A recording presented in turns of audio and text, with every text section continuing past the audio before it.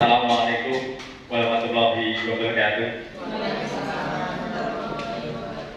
Yang kami hormati Bapak Sukiman SPD MSI selaku Kepala SDN Tambang Mulyo 01, Bapak Ibu semuanya yang kami hormati, kami banggakan. Terima kasih atas kesempatannya, atas waktunya meluangkan kegiatan pada siang hari ini pada kegiatan diseminasi pengibasan budaya positif di lingkungan sekolah SDN Tambang Mulyo 01. Salawat serta salam kita panjatkan kehadirat Allah ke junjungan Nabi Muhammad SAW yang kita tunggu-tunggu sahabatnya di Yaumul Akhirat.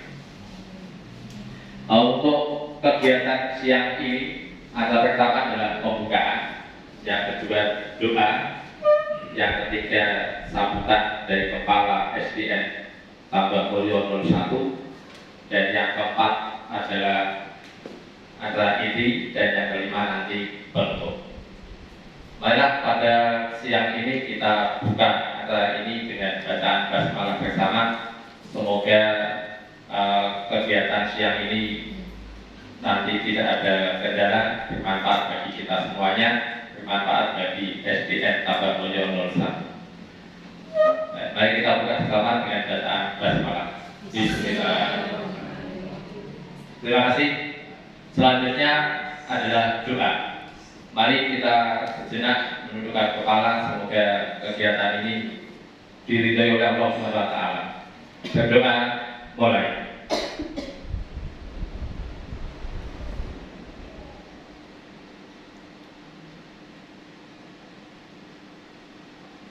Selesai. Terima kasih. Menginjak selanjutnya adalah sambutan dari Kepala SDN Tambang Mulyo 01 kepada yang terhormat Bapak Sukiman SPD MSI. Kami persilakan. Assalamualaikum warahmatullahi wabarakatuh.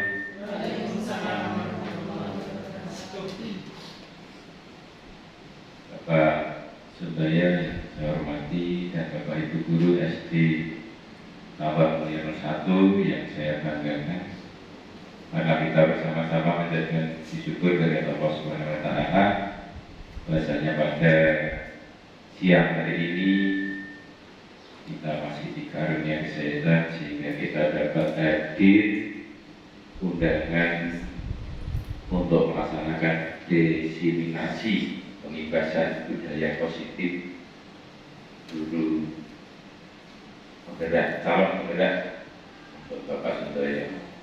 Salawat dan salam mari kita aturkan kita Muhammad Sallallahu Alaihi Wasallam, dan kita mendapat sahabatnya dia ya rahmat amin ya Allah amin. Bagi yang saya hormati, saya ucapkan terima kasih atas kehadirannya di tempat, di ruang yang sedikit agak sejuk dibandingkan yang lain. Saya ucapkan selamat. Harapan dari kami, saya selaku pimpinan Kepala Sekolah SD Tambang Mulyo 01 yang mohon maaf yang sebesar-besarnya, hanya sebatas ini memberi sarana prasarana tempat yang digunakan untuk destinasi ini. Mudah-mudahan nanti berjalan dengan lancar, baik, nyaman, dan menghasilkan yang terbaik untuk calon guru penggerak Bapak Sundoyo. Kemudian yang kedua, selamat untuk laksanakan dengan sebaik-baiknya sehingga nanti hari ini dan ke depan menghasilkan yang terbaik khusus untuk kegiatan Bapak Ibu guru, berkembang untuk anak didik dan di lingkungan sekitar. Itu ini mudah-mudahan dapat berjalan dengan baik sehingga nanti kita menjadi guru yang terbaik terutama di SD Tambang Mulyo 01 ini. Demikian yang saya sampaikan, santai mawon merasa sepaneng sehingga nanti kita menghadirkan yang terbaik untuk kita. Kurang lebihnya saya mohon maaf. Assalamualaikum warahmatullahi wabarakatuh.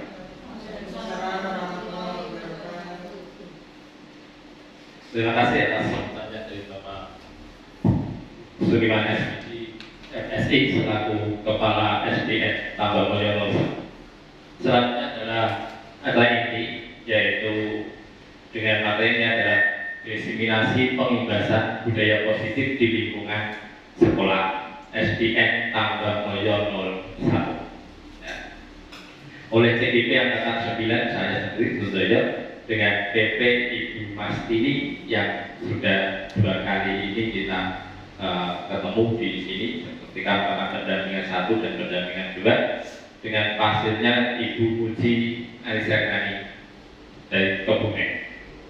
Baik Bapak Ibu, pada kesempatan siang ini capaian khusus yang hendak kita capai dari kegiatan siang ini, satu adalah mengetahui konsep budaya positif yang di dalamnya terdapat konsep perubahan paradigma, stimulus respon dan teleporter, kemudian ada motivasi perilaku manusia, motivasi internal dan eksternal, keyakinan kelas, hukuman, konsekuensi dan penghargaan, 5 kebutuhan manusia, dan nanti sampai dengan praktek atau simulasi penerapan segitiga restitusi.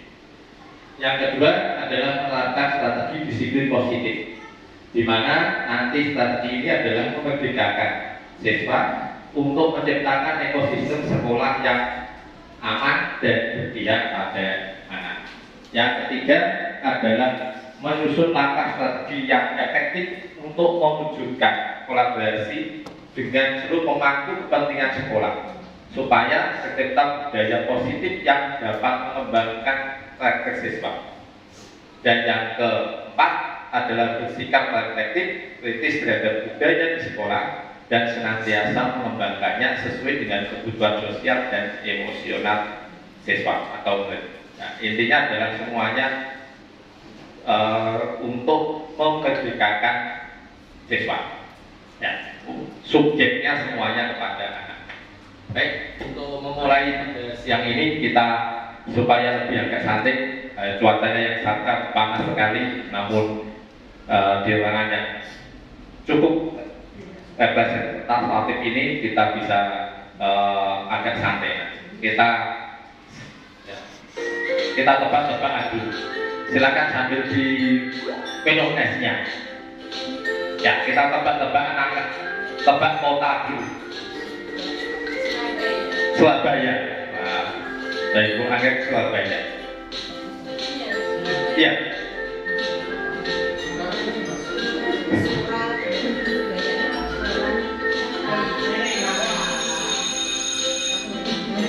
Oh betul. Tepuk tangan. Yang kedua.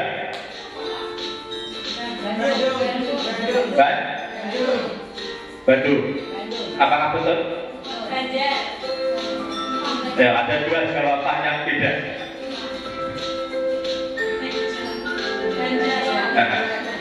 Yang betul? Oh betul, wah bareng lagi. Yang ketiga. Wah, mulai ketemu bosnya.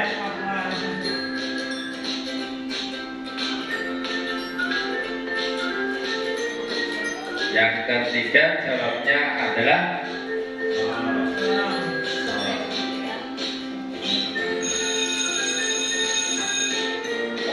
ya betul, salah satu kota di Papua.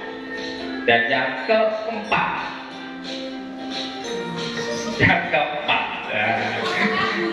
Sukabumi. Ya, kita lihat apakah Sukabumi.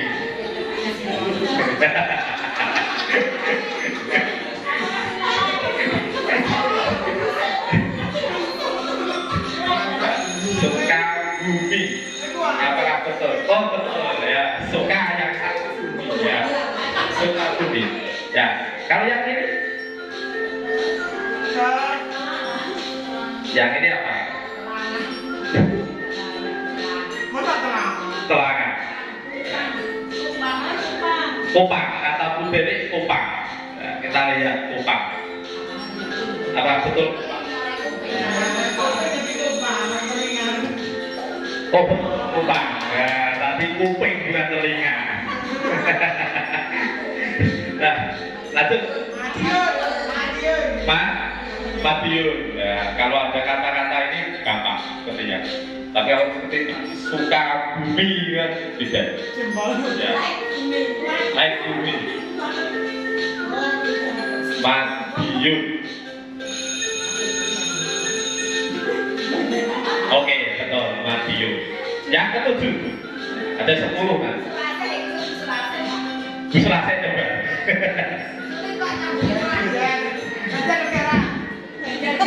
Apa? Nyu, nyu ini nyu.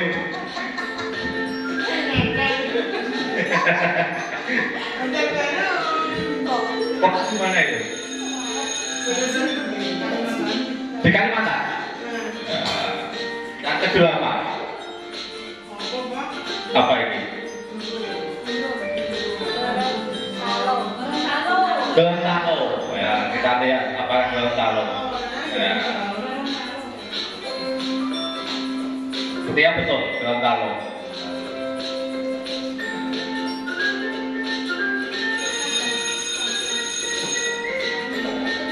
Oh betul ya Gorontalo. Yang ke-9.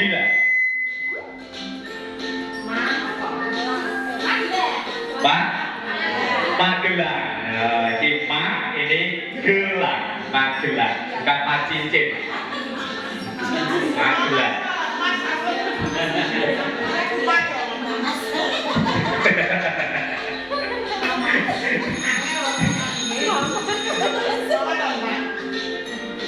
Betul, Magelang. Yang ke-10.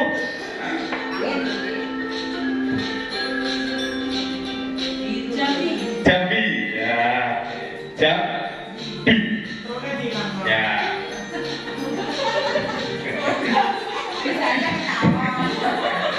Jambi ya betul Jambi. Oke, nah itu hanya untuk isi waktu kita supaya tidak terlalu cepat. Oke. Pada siang ini nanti kita akan bicara 6 pokok nanti. Yang pertama adalah disiplin dan nilai-nilai kebajikan universal. Yang kedua adalah teori motivasi, hukuman, penghargaan, dan restitusi. Yang ketiga, keyakinan kelas atau sekolah. Yang ketiga ini nanti kita simulasi. Yang keempat, kebutuhan dasar manusia dan dunia berkualitas. Yang kelima, restitusi 5 posisi kontrol. Dan yang keenam, segitiga restitusi. Yang keenam nanti kita juga akan mencoba simulasi penerapan segitiga restitusi dalam penyelesaian masalah anak. Jadi nanti yang ketiga dan yang keempat kita coba untuk simulasi. Karena ini 3 dan 4 biasa kita laksanakan dan biasa kita laksanakan di awal maupun di kegiatan setiap hari di kelas. Baik, untuk yang pertama, pembelajaran dengan paradigma baru merupakan pembelajaran dengan prinsip pembelajaran berdiferensiasi, sehingga para peserta didik belajar sesuai kebutuhannya berdasarkan tahap perkembangan sesuai teori psikologi model untuk mewujudkan profil pelajar Pancasila. Nah, jadi kegiatan belajar itu adalah kita sesuai kebutuhan siswa. Jadi kita tidak memaksakan, bukan siswa yang ikut kita atau siswa yang anut dengan kita, tapi kebalikannya. Ya, jadi kita sesuai dengan kebutuhan siswa untuk wujudkan profil pelajar Pancasila. Ya, ada 6 yang biasanya sudah kita tepuk setiap pagi. Nah, ini yang menjadi biasanya miskonsepsi kita. Nah, ya, bahwa yang pertama adalah ilusi bahwa guru bisa mengontrol siswa. Yang kedua, ilusi bahwa semua penguatan positif efektif dan bermanfaat. Yang keempat, ilusi bahwa kritik dan membuat rasa bersalah mampu menguatkan karakter. Dan yang keempat adalah ilusi bahwa orang dewasa berhak memaksa. Ini adalah salah satu, keempat ini adalah biasa yang menjadi ilusi kita di dalam kehidupan nyata, dalam kehidupan kita di kelas. Kadang kita kontrol siswa supaya ikuti kita. Nah, atau sebaliknya. Bahwa orang dewasa tidak memaksa, kita selaku yang dewasa memaksa ke anak harus ini. Ya. Ternyata itu adalah ilusi yang salah. Nah, maka dengan ilusi itu tadi kita akan mencoba mengubah paradigma yang semula adalah stimulus respon ke pendekatan teori kognitif. Sebagai contoh misalnya, stimulus respon itu adalah kebutuhan kita sama. Jadi semua satu kelas itu sama.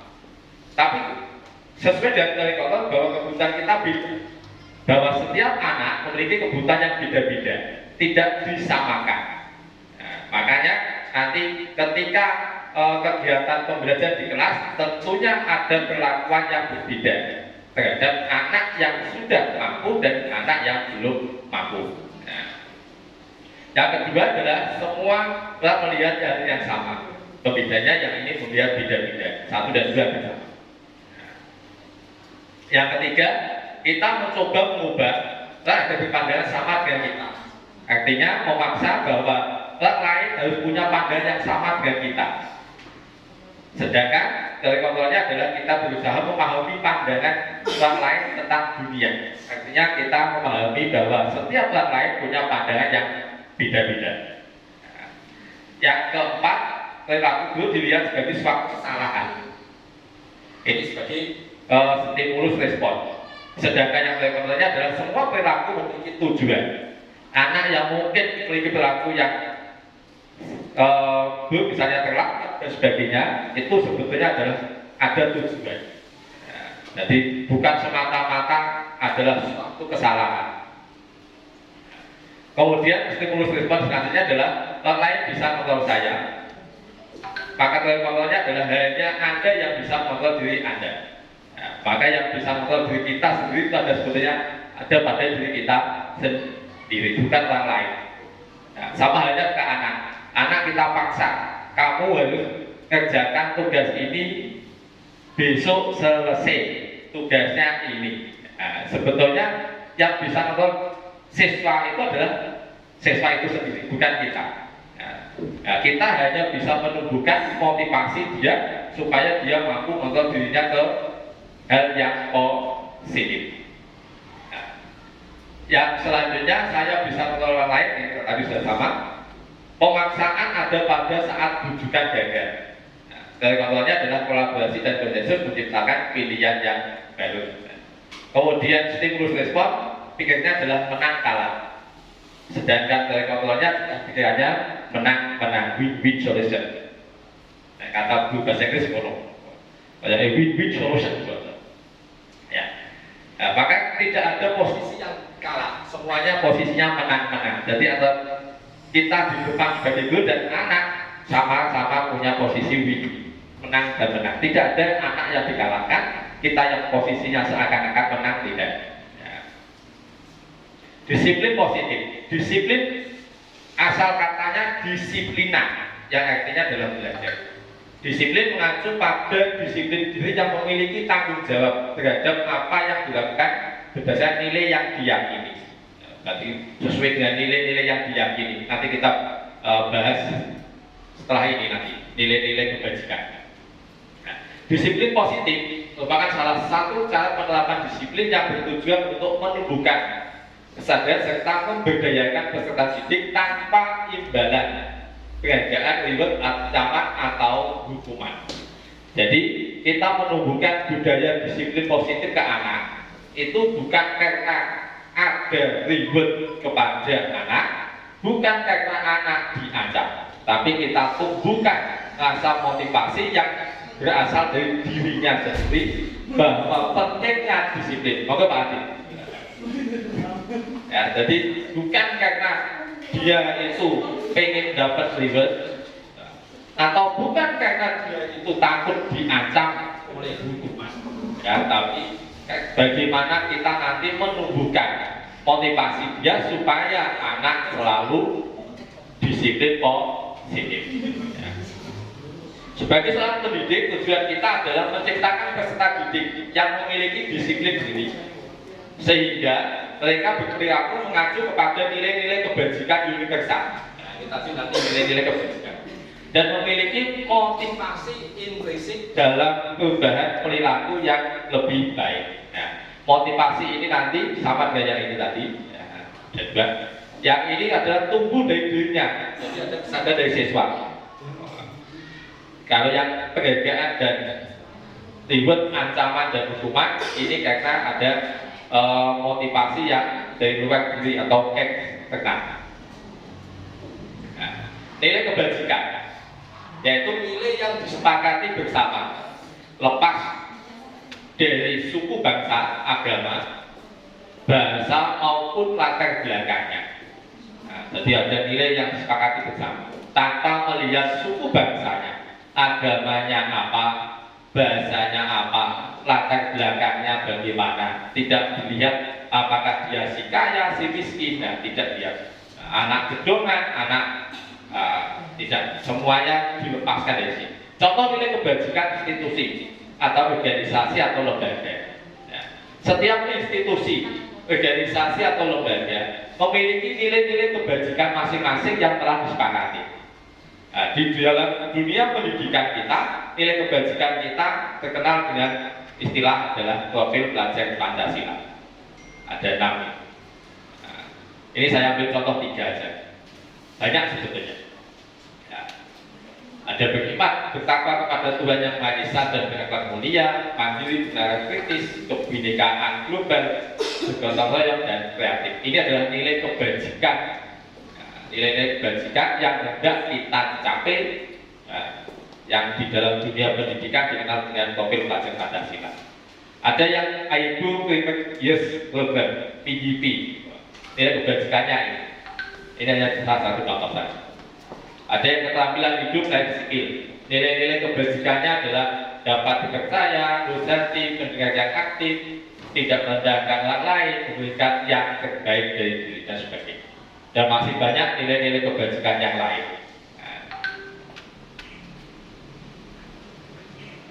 Dari nilai kebajikan itu nanti akan mendorong manusia untuk melakukan perilakunya. Tadi ada 2, motivasi ekstrinsik dan intrinsik. X itu berarti dari luar dirinya. Anak biasanya itu melakukan hal disiplin karena apa? Biasanya untuk menghindari ketidaknyamanan atau hukuman. Dia takut pulang berangkat siang ke nopo, nanti telat dihukum. Nah, ini berarti dia adalah motivasinya timbul karena takut hukuman atau sanksi. Yang kedua adalah untuk mendapatkan imbalan atau ribet. Aku tak makan tisu nah makan tisu yang kelas aku untuk bintang. Disanjung. Nah, ini adalah sebagai motivasi ekstrinsik.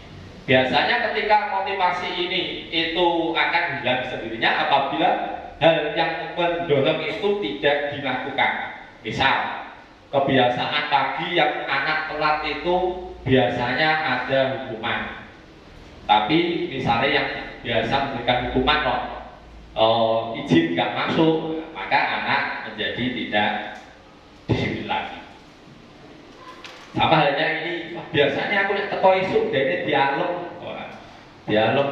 gak dia kasih tepuk tangan. Aku mau teko isuk setengah nemu gak dia kasih sanjungan. Nah, maka besok biasa kembali lagi. Nah, ini biasanya motivasi ekstrinsik. Dan yang ketiga adalah untuk menjadi orang yang mereka inginkan dan menghargai diri sendiri dengan nilai yang mereka percaya. Nah, ini tumbuh dari dalam diri sendiri, tumbuh dari hati yang paling dalam.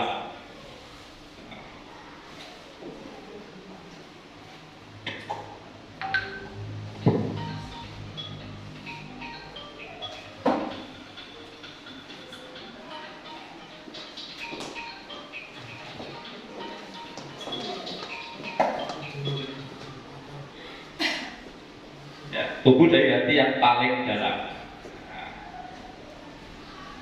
Maka karena tumbuh dari hati yang paling dalam, ini biasanya akan mampu membangkitkan motivasinya. Jadi dia akan sadar dengan sendirinya.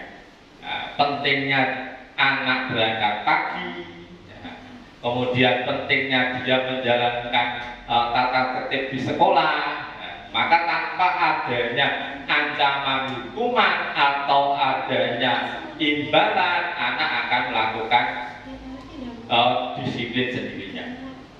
Dan inilah yang diharapkan nanti. Jadi menumbuhkan motivasi intrinsik pada diri anak untuk berbudaya positif. Hukuman, konsekuensi, dan restitusi. Hukuman adalah tidak terencana atau tiba-tiba, ujuk-ujuk. Saya tidak tahu apa yang akan terjadi atau tidak dilibatkan, bersifat satu arah berupa hukuman fisik dan psikis. Itu adalah hukuman. Efeknya jangka panjang. Kita dulu pernah misalnya waktu SD, kalau kita hitung kan sudah puluhan tahun. Ketika SD mungkin pernah dicetak, nganti tuwola, nganti sampai dengan punya anak putu mesti eling. Aku dibikin tahu dicetak pakai bukai. Itu adalah hukuman. Jadi lukanya sampai mendalam, sampai tua, ingat-ingat. Yang kedua, konsekuensi. Konsekuensi itu rencana disepakati sesuai dengan peraturan, jadi ada kesepakatan. Yang kedua, tetap dibuat tidak nyaman. Yang ketiga, sikap guru selalu memonitor grade. Nah, jadi tetap dibuat tidak nyaman, walaupun ada konsekuensi. Misalnya, konsekuensi jika kamu telat, apa konsekuensinya? Nah, meskipun ada konsekuensinya, anak sudah tahu, tetap siswa anak merasa tidak nyaman. Dan restitusi adalah proses menciptakan kondisi bagi siswa untuk memperbaiki kesalahan.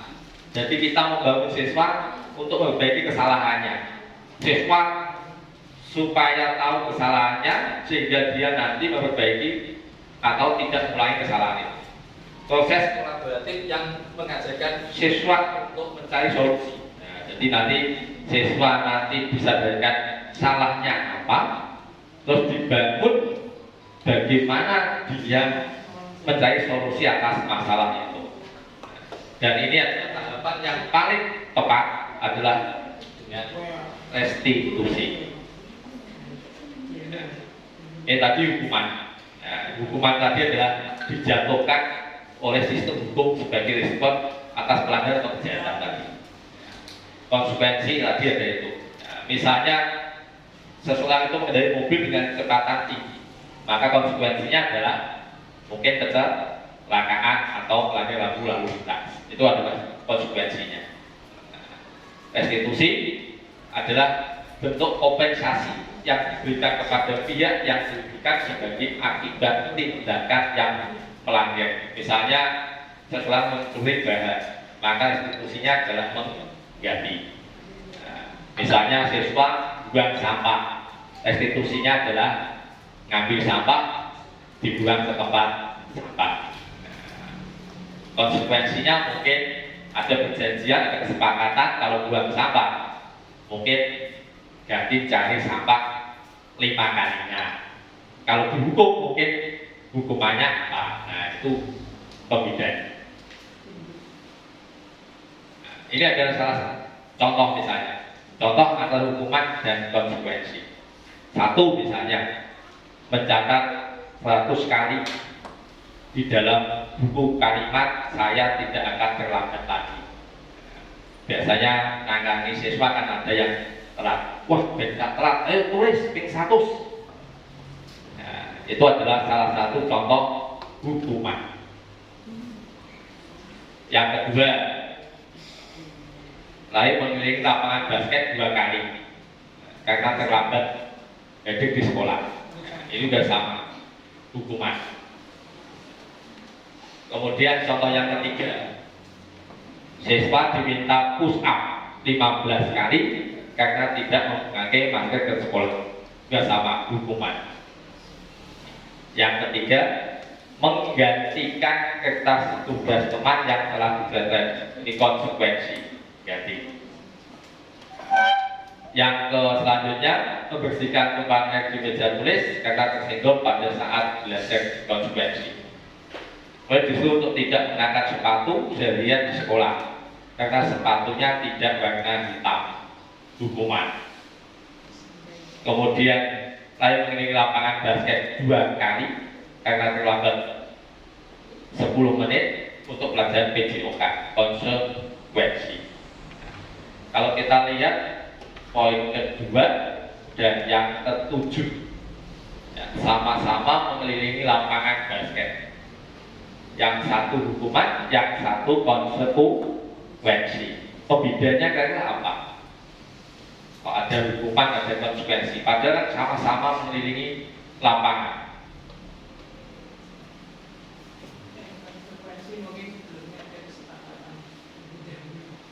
Ya, Bu Kolisong, coba. Apa Bu seperti apa? Di dunia CGV nggak ada yang salah, nggak ada yang betul. Itu dia ya. Nggak ada yang salah, nggak ada yang betul di dunia CGV. Selalu betul semuanya. Yang untuk kami mengelilingi lapangan basket untuk sekolah PJOK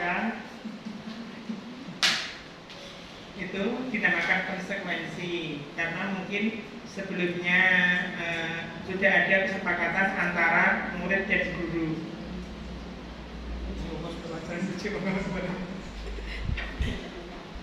Dan yang poin kedua, lari mengelilingi lapangan basket 2 kali itu hukuman karena anak terlambat edit ke sekolah lebih jam 7. Oke, ya, terima kasih Bu Kolisong. Tepuk tangan Bu Kolisong. Ya, tepat sekali Bu Kolisong ya. Ya, yang poin kedua ini adalah hukuman. Nah, ya, hukuman. Yang ketujuh ini adalah konsekuensi. Yang ketujuh sama dengan kedua, hukumannya sama, perlakuannya sama. Tapi yang ketujuh adalah konsekuensi. Karena yang ketujuh ini sudah ada kesepakatan dengan guru PJOK. Jadi di awal itu dia sudah kesepakatan. Nanti ketika terlambat belajar dia mesti ada konsekuensinya apa. Nah, kalau yang kedua ini itu adalah aturan di sekolah itu masuk jam sekian. Nah, jadi belum ada kesepakatan. Maka ini dinamakan hukuman. Nah, jadi itu pembeda. Nah, dihukum oleh penghargaan. Dapat penghargaan malah dihukum. Nah, ini kan ada 7. Nah, yang pertama adalah jangka pendek dan jangka panjang. Jika mendapatkan penghargaan untuk melakukan sesuatu yang baik, maka kita senantiasa berharap mendapatkan lagi. Kita tidak menjadi tindakan yang baik yang kita lakukan. Jadi ketika anak itu mendapatkan penghargaan, sebetulnya disadari atau tidak, dia ingin mendapatkan kembali lagi. Nah, jadi dia melupakan bahwa hal yang dilakukan itu adalah hal baik atau tindakan yang baik. Karena dia fokusnya adalah mendapatkan penghargaan. Nah, yang kedua, penghargaan tidak efektif.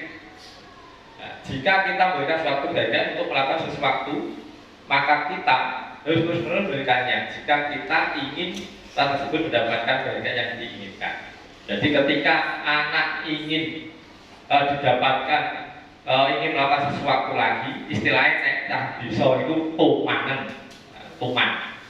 Jadi ketika kepengen itu lagi ya dipancing dengan apa? Nah, maka ini dikatakan tidak efektif. Yang ketiga adalah penghargaan merusak hubungan. Ini biasanya ada anak yang mendapatkan penghargaan, temannya biasanya dilihat. Itu merusak. Nah, ini iriati dan sebagian mereka tidak menyukai orang yang diberikan penghargaan. Jadi memandang temannya sinis. Yang keempat, mengurangi ketepatan. Yang kelima, menurunkan kualitas. Yang keenam, mematikan, ini betul, mematikan kreativitas. Dan yang ketujuh, banyak hukum. Ini menghukum bagi yang tidak mendapatkan. Nah, ini yang ketujuh ini menghukum bagi yang tidak mendapatkan. Misalnya di kelas itu kan ranking 1, 2, 3 dapat hadiah. Yang tidak dapat hadiah kan merasa ini dihukum, jadi mendapatkan beban kan omah takoi. Nah, jadi itu semacam ada hukuman bagi diri anak yang tidak mendapatkan.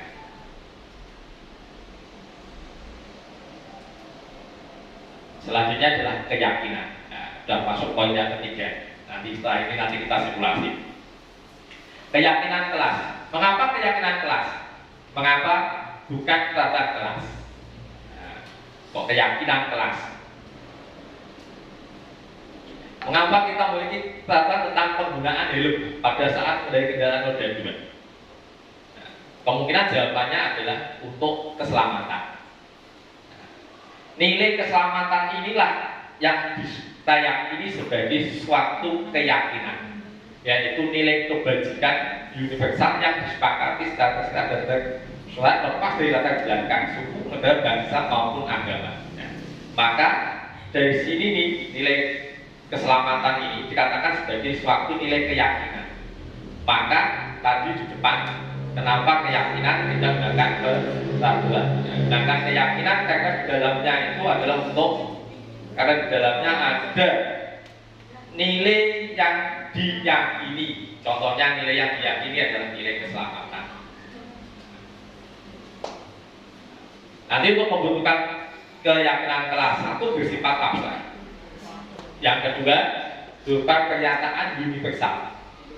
Pernyataannya umum, tidak khusus. Dibuat dalam pernyataan positif. Ya, jadi selalu positif, tidak negatif. Misalnya, tidak datang terlambat. Nah, kata bahasa Indonesia itu tidak itu kan berarti negatif. Maka dibuat menjadi positif, berarti datang tepat waktu.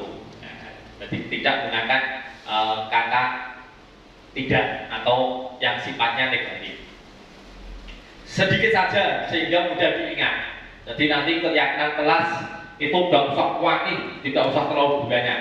Nah, tapi sedikit aja, 7 atau 6, nanti supaya anak itu mudah mengingat. Yang selanjutnya sesuaikan dengan kondisi kelas dan sekolah, sehingga nanti mudah diterapkan. Jadi kalau membuat keyakinan kelas terlalu misalnya muluk-muluk, terlalu tinggi misalnya, tapi tidak bisa diterapkan, ya sebaiknya tidak bisa. Yang kedua, ini selanjutnya adalah semua warga sekolah kelas dilibatkan saat membuat keyakinan. Nah, jadi ketika nanti muncul keyakinan, membuat kelas keyakinan, itu semua anak dilibatkan. Nah, dilibatkan dan telah pendapat. Dia ingin apa dengannya, jadi semuanya. Dan dari kendala itu biasanya yang SD kelas 1, 2, 3 kan masih kecil-kecil. Kalau pendapat kan sulit biasanya. Nah ini main juga sama. Ketika pas saat kami lokal juga sama. Yang menjadi kendala itu anak-anak SD. Nah, ini yang tentunya yang aktif ya adalah bapak ibunya nanti memandu bagaimana memancing anak supaya nanti dia menyampaikan. Nah, minimal anak berpendapat ngomong apa yang ingin disampaikan. Prosedurnya adalah 1, mempersilahkan warga sekolah atau siswa atau murid untuk berbuat pendapat tentang data yang perlu disepakati. Jadi nanti bapak ibu gurunya nanti di depan memimpin, anak diminta berpendapat, menjelaskan pendapatnya, menuliskan pendapatnya, apa yang ingin disampaikan. Nah, kaitannya dengan keyakinan. Ada yang mungkin boleh bawa HP Pak, ya nggak apa-apa, nanti silahkan bisa. Tapi belum tentu itu nanti disepakati sebagai keyakinan kelas. Yang kedua, semua masukan dari para siswa tadi dicatat di papan tulis. Nah, dicatat semuanya di papan tulis. Biasanya bapak ibu itu kalau hari ini biasanya menggunakan kertas kecil. Kata-kata waktu jenis kantor, post-it. Nah, biasanya digunakan itu. Jadi anak-anak tulis, kemudian nanti ditempelkan. Setelah tulis ditempelkan, maka dipandu oleh bapak ibu guru wali kelas menyusun keyakinan kelas dengan menggunakan kalimat dalam bentuk negatif menjadi positif. Nah, menghilangkan kata-kata negatif menjadi positif. Nah, sehingga nanti terpikir bahwa semuanya positif. Karena menurut ahli bahasa itu ketika membaca hal negatif itu sampai psikologi langsung atau tidak langsung anak akan mengikuti. Tidak boleh terlambat.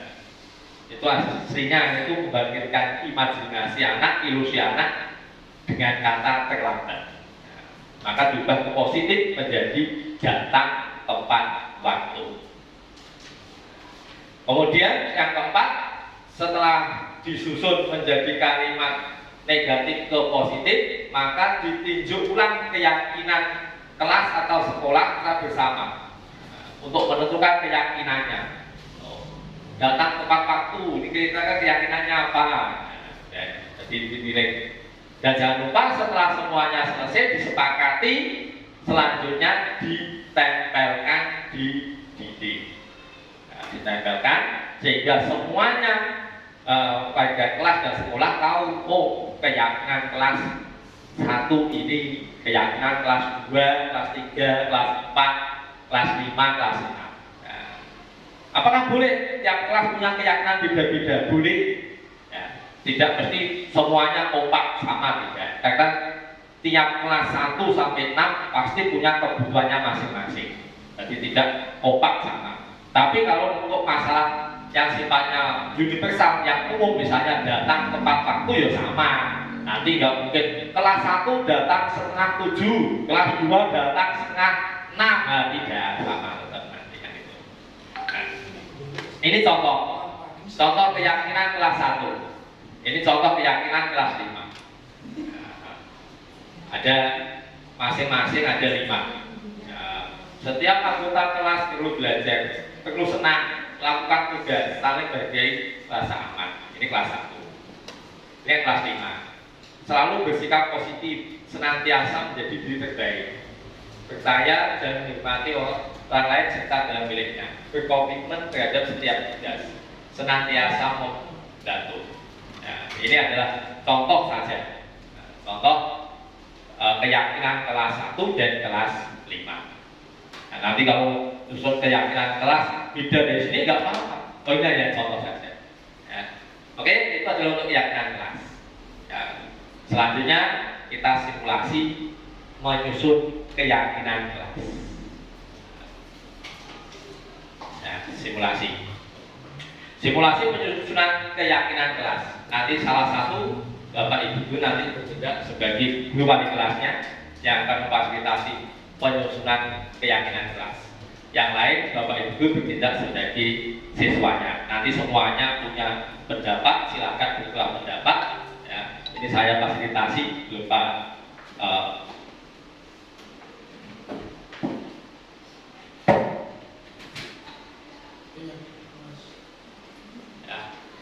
ini kami fasilitasi, nanti silakan salah satu nanti bisa memandu sebagai guru wali kelas yang akan memfasilitasi penyusunan keyakinan kelas.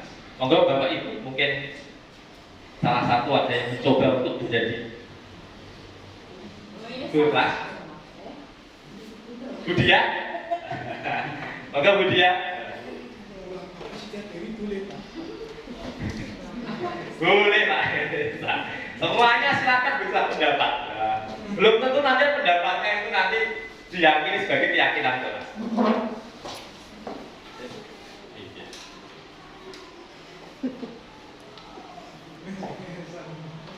Assalamualaikum warahmatullahi wabarakatuh. Selamat pagi anak-anak. Bagaimana kabarnya hari ini? Baik, sehat. Sudah pada sarapan belum? Sudah, kok lemes? Sudah sarapan? Oke. Baiklah anak-anak, alhamdulillah hari ini kita masuk pada hari pertama ya setelah liburan akhir semester kemarin. Anak-anak sekarang sudah naik ke kelas 4 ya. Anak-anak jadi satu tingkat lebih tinggi, kemarin kelas 3, sekarang sudah masuk ke kelas 4. Dan di kelas 4 ini Bu Diah yang akan membersamai anak-anak menjadi wali kelas anak-anak sekarang ya. Untuk hari pertama ini, sebelum memasuki pembelajaran, kita akan membuat yang namanya keyakinan kelas. Ada yang tahu anak-anak apa itu keyakinan kelas? Sudah belum? Belum. Ya udah, jadi begini anak-anak. Pasti anak-anak itu memiliki suatu impian. Saya ingin bahwa saya nanti seperti apa? ingin kelasnya bersih atau kelasnya rapi, bapak ibu gurunya tidak marah-marah misalnya, itu impian kalian. Jadi harapan kalian. Nah ini nanti ibu aja kalian untuk membuat kesepakatan, kesepakatan bersama yang kita sepakati antara ibu guru bersama anak-anak semua untuk membuat kesepakatan kelas nanti yang akan kita rangkum dalam keyakinan kelas agar kelas kita nanti menjadi lebih nyaman, aman, seperti itu ya anak-anak. Dalam pembuatan keyakinan kelas nanti anak-anak harus menggunakan kalimat-kalimat yang positif atau kata-kata yang positif. Misalnya coba Mbak Anggar, salah satu impian mungkin Mbak Anggar ingin kelasnya seperti apa nanti? Bersih. Oke. Kalau bersih misalnya jangan membuang sampah sembarangan. Nah nanti ketika membuat keyakinan kelas, anak-anak jangan menggunakan kata tidak atau jangan. Oke, jangan menggunakan kata-kata yang negatif. Kita menggunakan kata-kata yang positif. Contohnya kalau jangan membuang sampah sembarangan diganti apa? Menjadi membuang sampah sembarangan. Membuang.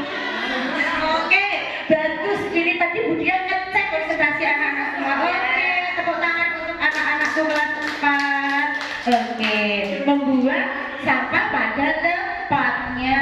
Bagus, Mbak Anggar konsentrasinya bagus. Oke, tidak usah berlama-lama. Ibu nanti akan membagikan ini post-it anak-anak ya. Satu murid ibu bagikan satu, anak-anak curah pendapat di situ. Nanti dituliskan satu saja, ya. Dituliskan satu keyakinan kelas yang ingin anak-anak harapkan kita sepakati di kelas kita. Oke, ibu bagi ya anak-anak. Ibu beri waktu selama 5 menit saja. Oke? Silahkan ditulis. Oke. Oke, dimulai dari sekarang, silakan. Oke, sudah semua? Kalau sudah bisa ditempel ke papan yang sudah ibu siapkan. Dekat sini. Sini, Pak Ilyas.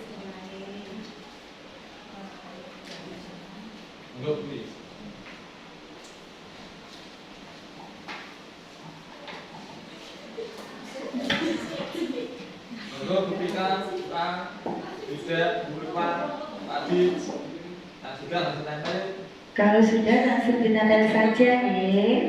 Oke.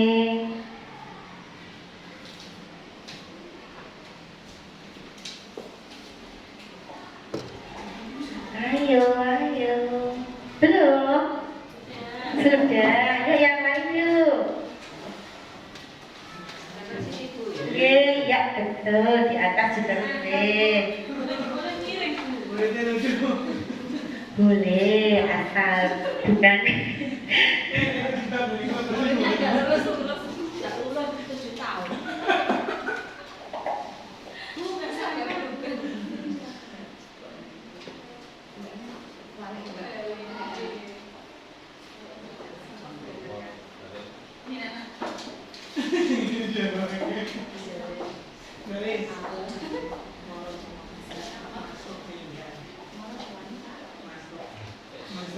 Oke, sudah semua ya.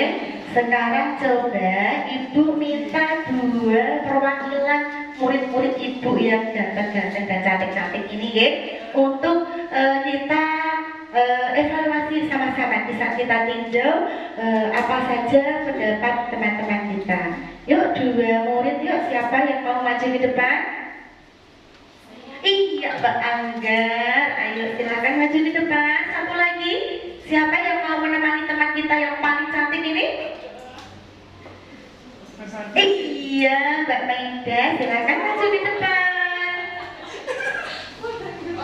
Oke, bisa baca dulu ya pendapat teman-temannya.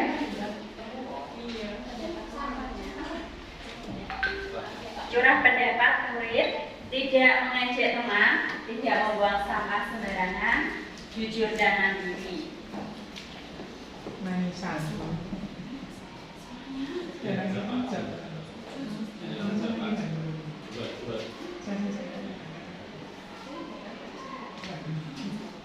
Satu kali lagi, baca. Jujur dan mandiri. Jujur dan mandiri. Sudah, oke. Itu tadi beberapa pendapat dari teman-teman kita ya anak-anak. Sekarang kita coba merubah curah pendapat murid ini menjadi keyakinan kelas. Tadi Ibu sudah menjelaskan, jangan menggunakan kata-kata yang negatif ya.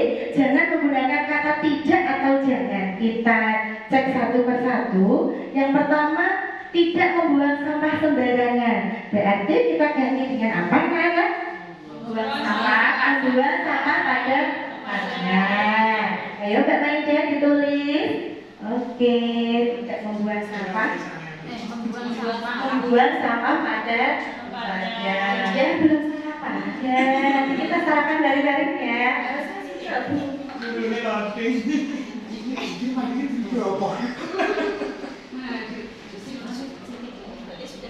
Bersemangat dulu ya. Oke, kemudian yang kedua, tidak terlambat masuk kelas. Kalau tidak terlambat kita ganti dengan apa anak? Datang tepat waktu. Oke.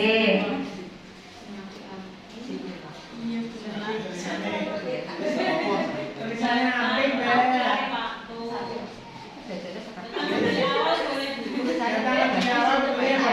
Datang lebih awal boleh. Sepakati aja nanti kita sepakati ya. Kita datang dulu, tulis dulu. Yang ketiga, berdoa sebelum dan sesudah belajar. Sudah sesuai belum anak-anak kira-kira? Sudah ya? Kan sudah positif ya? Oke, bisa ditulis Mbak Maida. Yang ketiga, berdoa sebelum dan sesudah belajar. Oke.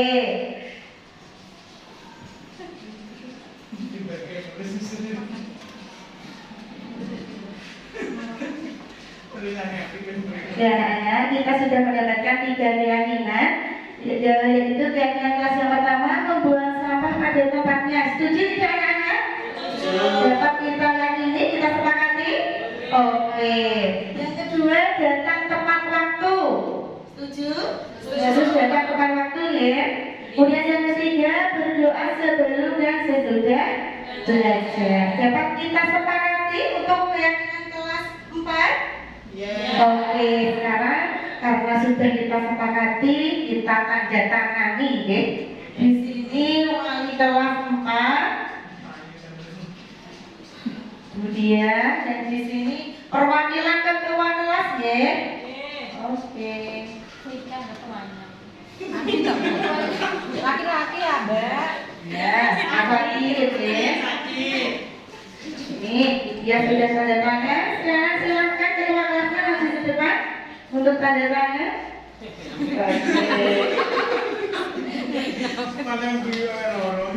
Oke, baik anak-anak sudah kita sepakati bersama ya. Semoga keyakinan kelas yang sudah kita buat bersama-sama nanti bisa kita laksanakan dengan baik ya. Bisa diingat-ingat, dilaksanakan, diyakini ya anak-anak agar pelaksanaan pembelajaran kita di kelas, keadaan kelas kita menjadi nyaman, aman dan kondusif. Baik anak-anak, Ibu rasa sekian pembuatan keyakinan kelas.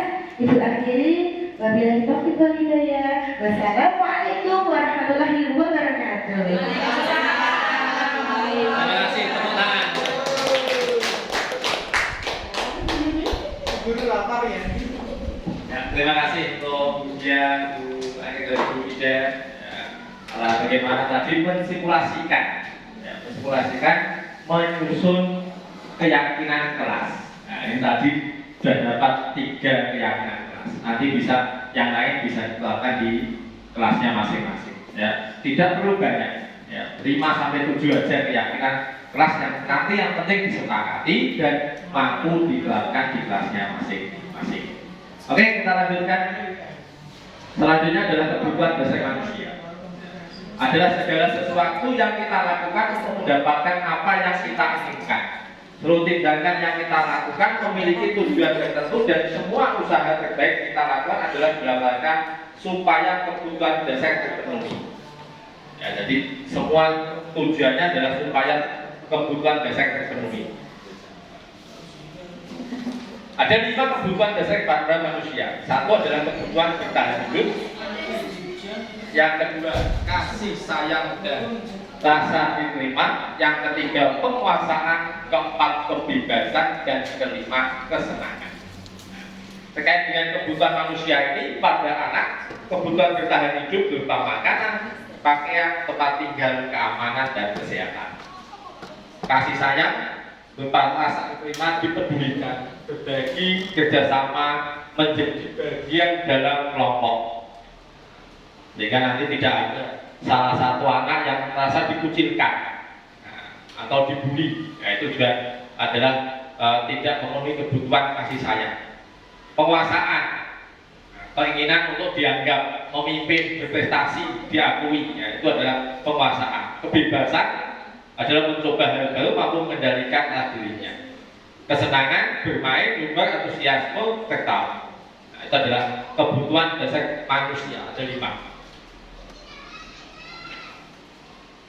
Ini salah satu contoh kasus misalnya.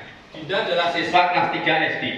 Nah, begitu tiba sampai di rumah, sepulang dari sekolah, ia nangis, ngadu pada ibunya bahwa dia tadi dibenci, bahwa dia adalah benci pada ibu Ani, gurunya keras.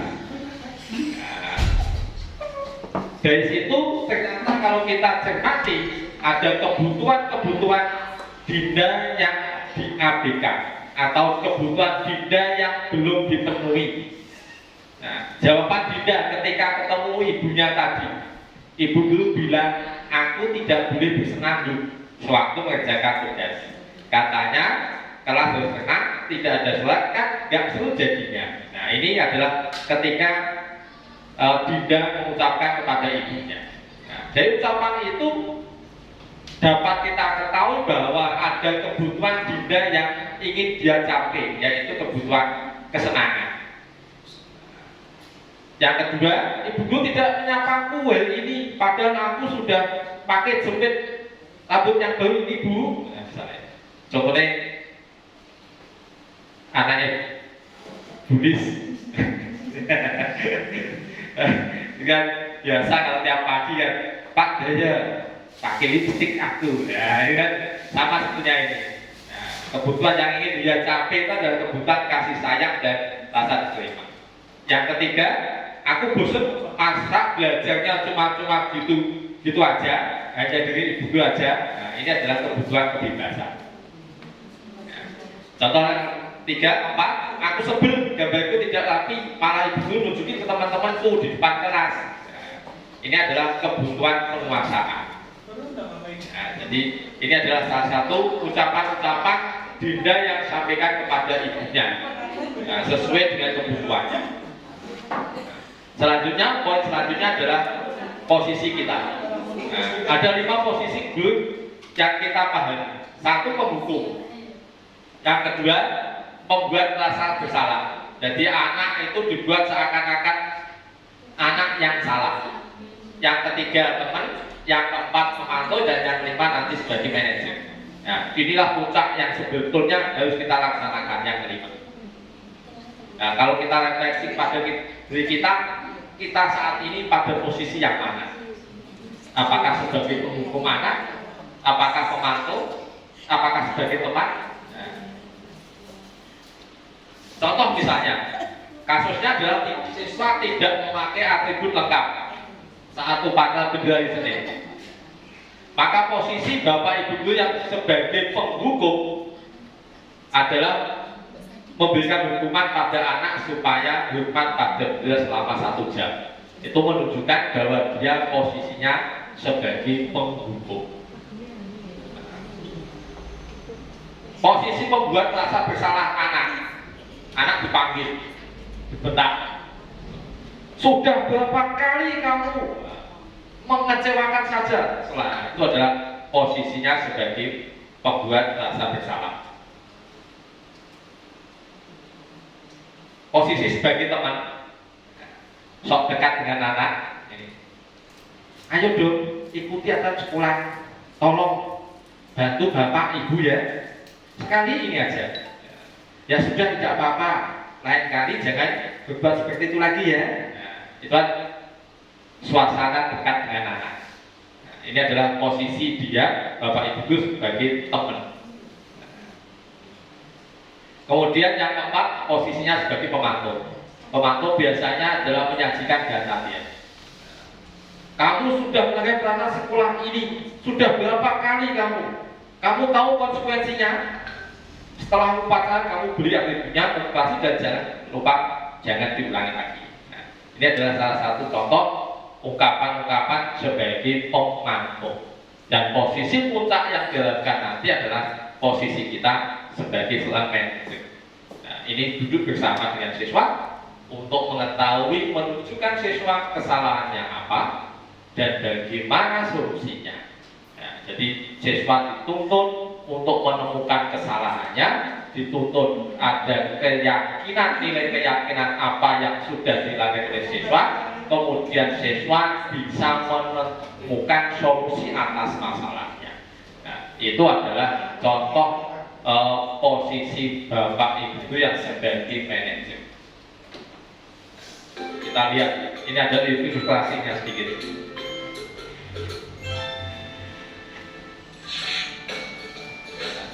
Kita refleksi, itu seperti apa kita selama ini kalau kita melihat situasi yang semacam ini. Halo, Bapak Ibu Guru calon guru penggerak. Video ini akan menampilkan 5 adegan interaksi guru dan murid. Ada 5 adegan nanti. Silakan menonton dan merefleksikannya. A, B, C, D, dan E. Sidang kerja. Pagi anak-anak, silakan PR yang kemarin ibu berikan diletakkan di meja. Anton, kamu sudah mengerjakan belum? Belum mengerjakan saya, Bu. Kamu selalu ya nggak ngerjain PR. Sekarang kamu duduk di depan, lalu tulis. Saya berjanji tidak akan mengulangi lagi. Saya berjanji akan berusaha menjadi murid yang rajin belajar. Ini bapak ibu gurunya memberi hukuman. Nah, itu adalah sebagai posisinya sebagai penghukum. Hari ini ada tugas ya. Ini bapak Ada yang bapak B. mengerjakan. Anton, kamu sudah mengerjakan? Belum, Pak. Kamu gak ngerjain tugas ya. Kamu mau jadi apa nanti? Kamu lihat sekolah gak sih? Coba bayangkan orang tuamu betapa kecewanya sama kamu. Kamu itu sudah kelas 5. Ini anak dibuat merasa bersalah, merasa bersalah kepada orang tuanya. Jadi ada beban. Yang ketiga, yang T. Nanti jangan diulangi lagi ya. Kalau rajin, Ibu senang lihatnya. Ya. Lain kali tepat waktu ya masuknya. Nah, ini bahasanya halus. Seakan-akan ada ikatan batin dengan siswanya, ada hubungan yang dekat. Selamat lagi, apa ya? Berarti sebagai teman. Yang keempat, yang D. Kamu kok gak pakai baju olahraga? Kok pakai, kok Pak Adit ini berarti.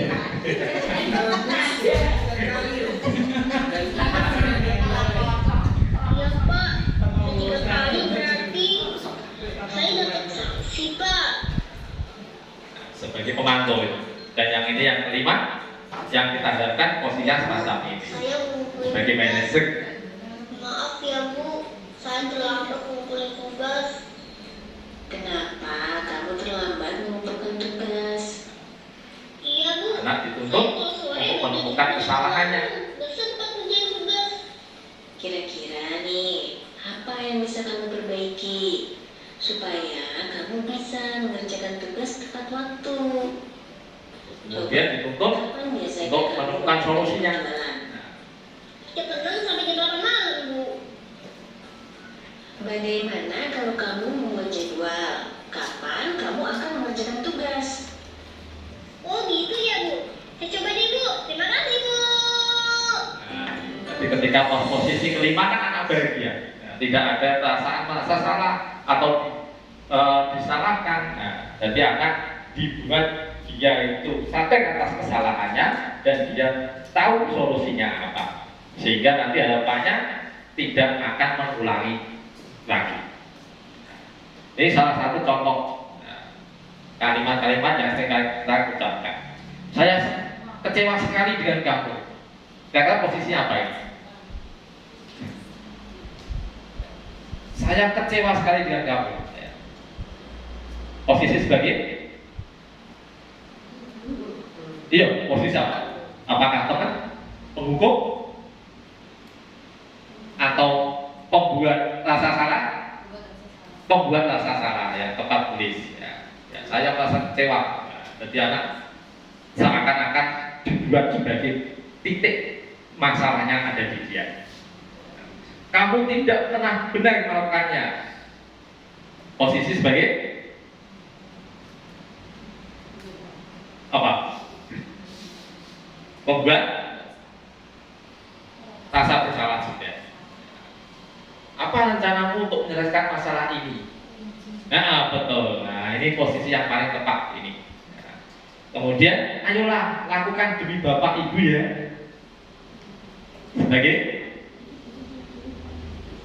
Sebagai apa? Teman. Kamu tidak pernah mendapatkan nilai jika tidak mengerjakan tugas ini. Sebagai apa ini? Membuat rasa bersalah juga. Nah, oke. Dan yang kelima, keenam, pokok bahasa yang terakhir keenam adalah segitiga restitusi, yaitu proses dialog yang dijalankan oleh guru agar menghasilkan nilai yang mandiri dan bertanggung jawab.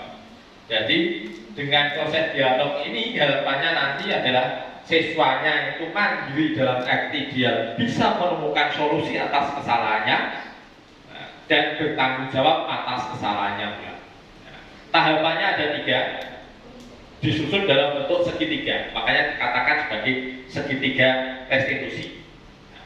Tahapannya yang pertama adalah menstabilkan identitas, yang kedua validasi tindakan yang salah, dan yang ketiga menanyakan keyakinan. Apakah tahapan ini boleh dibolak-balik? Boleh, tidak apa-apa. Jadi ketika kita menyelesaikan masalah dengan penerapan segitiga restitusi, kita misalnya memvalidasi tindakan yang salah dulu, ya tidak apa-apa, boleh. Ya, makanya ini dibuat sebuah segitiga. Jadi tidak ada mana yang pertama dulu, mana yang kedua, ketiga, tidak ada. Yang penting adalah ketiga tahapan ini dilakukan semuanya. Nah, pertama menstabilkan identitas. Nah, berdasarkan prinsip membuat kesalahan adalah bagian dari proses pembelajaran. Nah, jadi kita menegaskan ke anak bahwa salah itu tidak ada masalah. Salah itu hal yang biasa. Jadi anak tidak merasa bahwa dia takut salah. Makanya biasanya di kalimat yang seringkali digunakan, berbuat salah itu adalah hal yang wajar, itu biasa. Tidak ada manusia yang sempurna. Bapak ibu juga pernah melakukan hal itu. Ibu atau bapak tidak mau mencari siapa yang salah, tapi ibu ingin mencari solusi dari masalahmu. Jadi anak tidak merasa bersalah. Jadi intinya kita meskipun anaknya salah digugung. Intinya. Yang kedua, validasi tindakan yang salah. Berdasarkan prinsip setiap perilaku berupaya memenuhi suatu kebutuhan tertentu. Jadi setiap anak yang melakukan kesalahan itu punya prinsip bahwa dia ingin memenuhi kebutuhan yang ingin dicapai. Nah, tadi kasus Dinda, ada kasus macam itu. Dia ingin kebutuhannya apa tadi? Kebutuhan kesenangan, kebutuhan penguasaan, kebutuhan kasih sayang. Nah, sebetulnya itu yang ingin dia penuhi. Nah, kalimat yang bisa Bapak Ibu sampaikan kepada anak sebagai tindakan validasi tindakan yang salah ini, satu adalah kamu pasti punya alasan mengapa melakukan hal itu. Padahal kamu bisa melakukan yang lebih buruk dari ini ya. Kamu patut bangga karena telah melindungi sesuatu yang penting buatmu. Nah, ini adalah salah satu contoh kalimat-kalimat yang seringkali digunakan sebagai validasi tindakan yang salah. Contoh yang ketiga, langkah ketiga, yaitu menanyakan keyakinan. berdasarkan prinsip dari Paul bahwa pada dasarnya kita termotivasi secara intrinsik. Berarti kita itu menanyakan keyakinan apa yang sudah dilakukan oleh siswa. Jadi kita membangkitkan motivasi anak dari dalam diri anak supaya dia sadar bahwa ada keyakinan yang telah dia lahir tadi. Contohnya pernyataan yang Bapak Ibu gunakan. Apa keyakinan kelas kita? Nilai apa yang telah disepakati dulu? Jadi anak ditunjukkan, kamu seperti ini, kamu dulu punya keyakinan, punya kesepakatan apa? Misalnya tadi disepakati membuang sampah pada tempatnya, maka anak diingatkan kesepakatan dulu, keyakinan dulu apa yang kamu saat ini tidak kamu jalankan. Oh, membuang sampah pada tempatnya, Pak. Jadi anak ingat. Kemudian seperti apa adalah sebuah kelas yang ideal menurutmu? Kamu ingin menjadi yang seperti apa? Besok kamu ingin seperti apa? Jadi ditunjukkan. Maka ketika anak menjawab hal-hal pancingan Bapak Ibu ini, secara tidak langsung anak sudah terjun pada bangkitnya motivasi dalam diri sendiri. Nah, itu adalah langkah-langkah pelaksanaan segitiga restitusi dalam penerapan masalah. Nah, nanti kita simulasi yang ini. Simulasi. Simulasi kasusnya begini. Pada jam istirahat saat semua anak bermain di kelas, Gesi diajak bicara oleh wali kelasnya. Gesi baru saja marah kepada temannya hingga menggebrak mejanya. Jadi ada sebuah kasus Gesi pada saat jam istirahat nanti dipanggil oleh wali kelasnya. Kasusnya Gesi tadi habis gebrak meja. Nanti Bapak Ibu silakan kita simulasi lagi, ya, simulasi dialog. Satu sebagai Bapak Ibu guru wali kelas, yang satu sebagai Gesi, sebagai siswanya. Bapak wali kelasnya Pak Faiz ya? Pak Faiz. Mana Bu Dewi Gesi ya? Bu Dewi Gesi nanti pas di tempat yang lain nanti. Nah, Gesinya Bu, Gesinya siswa kelas 6 itu langsing. Yang cocok Mbak aja Gesinya. Oke, nanti kita simulasi. Ya, kita simulasi di sini aja, di tempat ini aja. Ya, di sini aja, di tempat ini kita simulasi berdialog. Yang satu perannya sebagai wali kelas, yang satu sebagai Gesi. Ini sebagai dalam yang di sini aja, di sini aja. Di sini aja. Pak Faiz sebagai wali kelas. Berdiri monggo, duduk ya monggo. Yang penting ada komunikasi. Monggo. Disoting. Maju dulu, maju sekalian. Maju di sini. Di sini aja ya. Oke. Oke, yang satu Bapak Ibu wali kelasnya, yang satu sebagai siswa selaku Gesi tadi. Kasusnya adalah Gesi marah kepada temannya hingga gebrak meja. Gesi dipanggil Pak Faiz.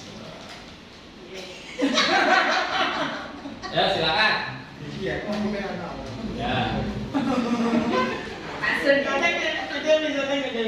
Nah, tadi Pak Guru dapat laporan dari ketua kelas, katanya Nak Gesi bertengkar dengan kita ya, apakah betul seperti itu? Ya Pak, habisnya saya kesel sih. Kenapa Nak Gesi kesel?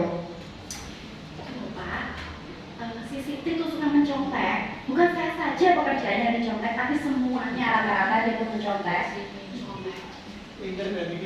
Oh, begitu. Pantes kamu kesal, jengkel.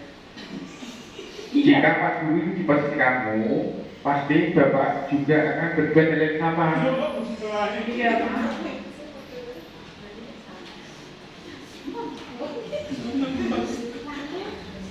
Lalu apa yang kamu lakukan terhadap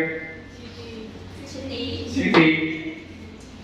Saya yang marah-marah Pak. Lalu saya maki Siti hingga saya bunuh dia Pak. Oh begitu, nah perbuatan seperti itu pasti ada alasannya. Iya Pak, saya sudah bersusah payah belajar sampai malam-malam sampai pagi sampai nggak tidur. Tetapi Siti tidak, tinggal mencolek saja. Saya kan jadi kesal Pak. Oh ya wajar, nah kalau seperti itu pekerjaannya sudah kamu dan bersusah payah dicontek begitu saja oleh Siti. Bapak menghargai perbuatanmu yang tidak melakukan nyari yang lebih buruk, ya. Misalkan memukul Siti. Sekarang coba kamu pikirkan perbuatanmu yang mana sampai menggebrak meja itu sesuai dengan keyakinan kelas apa belum? Lalu keyakinan kelas apa yang tidak dilanggar? Belum Pak. Saya menghormati antar teman Pak.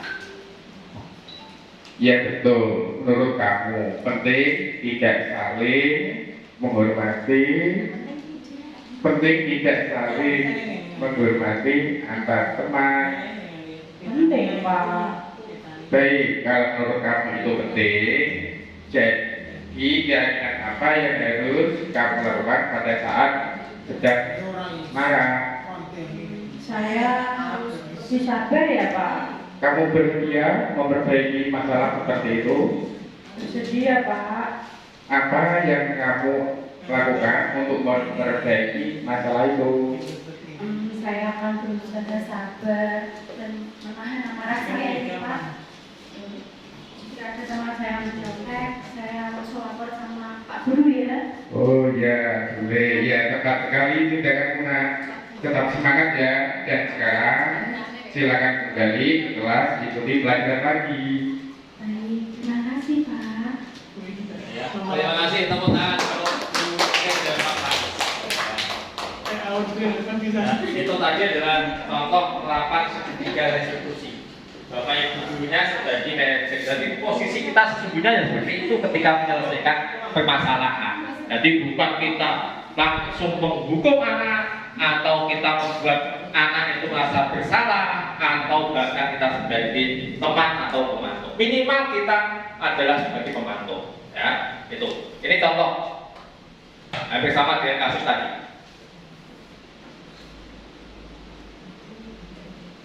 Siang Sarah. Siang Pak. Sudah lama nggak ketemu Sarah? Kenapa hari ini ada di sini? Kesel Pak. Ini Kesel Pak, banget. Masa aku stabilkan diminta identitas. Pak? Ya aku marah lah. Keselnya sama seperti keselnya Jesse tadi. Oh begitu. Ya pasti kamu marah dan kesal. Bapak juga akan marah apabila ada yang menuduh Bapak seperti itu. Kemudian pada saat itu kamu mau melakukan apa? Ya saya langsung ngatain aja. Ini tahap validasi tindakan. Oh begitu. Pasti kamu melakukan seperti itu karena suatu alasan tertentu kan? Iyalah, saya diam saja. Jadi anak, Ya saya bela diri Bapak lah. Bapak Masa saya punya difitnah fitnah? terkait tindakannya tadi apa? Atau tindakannya apa? Untung kamu tidak bertindak lebih gegabah lagi. Hanya membentak-bentak. Iya Pak. Untung saya masih bersabar dan hanya membentak saja. Sudah gemes padahal saya pasti bela diri lah. Ya pasti ya. Tapi kamu memilih untuk tetap bertahan dan bersabar. Kamu memilih untuk tidak berbuat lebih parah lagi kan? Iya. Nah, sekarang coba kita lihat lagi. Nah, di tahap ketiga menanyakan keyakinan. Kita di kelas. Tindakan kamu itu kira-kira sesuai dengan Keyakinan kelas atau prinsip kamu tidak. Nah, ini Iyalah tadi. Pak. Capek Pak. Jadi siswa Jadi dituntut untuk mengetahui keyakinan apa yang telah dia langgar sendiri. Ya, saya sebenarnya sangat. Nah, ini keyakinan yang sudah tadi itu menghargai orang lain. Mungkin saat itu saya menjadi emosi, jadi tidak menunjukkan sikap itu. kamu meyakini tidak menghargai orang lain itu penting buat kamu? Yakinlah Pak. Iya, setuju.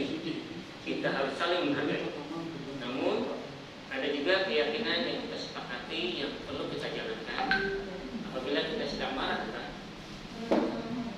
Ya, saya bisa lebih proaktif, mulai dengan diri sendiri. Saya bisa jadi lebih sabar, mengambil waktu kita untuk berpikir. Ini siswa dituntut jadi tingkah atau perbuatan apa yang harus dia lakukan. Sedia, Pak. Kalau kamu memperbaiki masalah ini, kamu akan menjadi orang seperti apa? Jadilah seperti apa? Bertanggung jawab. Dan senantiasa proaktif. Iya. Menurut kamu, bagaimana rasanya menjadi orang seperti itu? Ya nyaman lah, bangga bisa bersahabat dengan hati. Baiklah kalau begitu. Yuk kita pikirkan bagaimana memperbaiki masalah ini. Ya, itu adalah contoh tadi. Ya, sama dengan tadi yang dikatakan oleh Pak Faiz dan juga kita. Ya, itu adalah tahapan penerapan segitiga restitusi. Yang penting adalah ketiga tahapan dilakukan, dilaksanakan. Urutannya bebas, mau dibulat balik silakan. Yang penting ketiga tahapan tadi semuanya terpenuhi. Oke, itu yang kita dapat kami sampaikan kepada Bapak Ibu semuanya. Ya, kita sudah sampai selesai, sampai pada penghujung akan destinasi pengibasan budaya positif di lingkungan sekolah. Demikian atas waktunya Bapak Ibu meluangkan waktu dan tempatnya di sini. Saya mengucapkan terima kasih yang sebesar-besarnya kepada Bapak Ibu semuanya, khususnya kepada Pak Supiman selaku Kepala SDN Tambak Mulyo 01. Kurang lebihnya kami mohon maaf. Semoga apa yang kita sampaikan di sini, apa yang kita diskusikan di sini bisa berimbas positif pada sekolah kita. Demikian, kurang lebihnya mohon maaf. Wabillahi taufiq wal hidayah. Wassalamualaikum warahmatullahi wabarakatuh.